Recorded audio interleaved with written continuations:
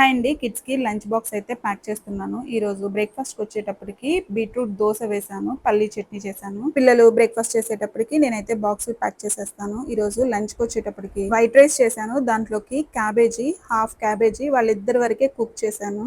Cabbage కొంచెం పన్నీర్ ఉంది ఇంట్లో. ఆ 2 కలిపి ఫ్రై చేశాను. క్యాబేజీ అంతా ఫ్రై అయిపోయిన తర్వాత కొంచెం పన్నీర్ వేసి, ఉప్పు, కారం వేసేసి కలుపుకొని సర్వ్ చేసుకోవటమే. వాళ్ళిద్దరి వరకే అంటే చాలా క్విక్‌గా అయిపోయింది వంటయితే ఈరోజు. అవి బాక్సుల్లో పెట్టేశాను. మా పెద్ద పాప అప్పుడే స్టార్ట్ చేసేసింది. బాక్స్ వద్దు నేను ఇంటికొచ్చి తింటాను అని చెప్పి. ఎందుకు అంటే బ్రేక్ టైమ్ ఉండట్లేదు. బ్రేక్ టైమ్ సరిపోవట్లేదు అనిద్ది.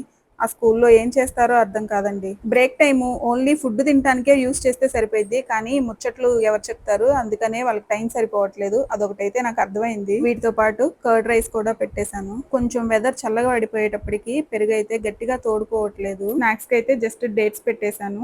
పెరుగన్నంలోకి నంచుకోవడానికి మాగాయ పచ్చడి పెట్టాను. ఇలా అయితే మా కిడ్స్ లంచ్ బాక్స్ అయితే ప్యాక్ చేశాను. ఇంతకీ ఈరోజు మీ కిడ్స్‌కి ఏం ప్యాక్ చేశారో కామెంట్ చేయండి. బై.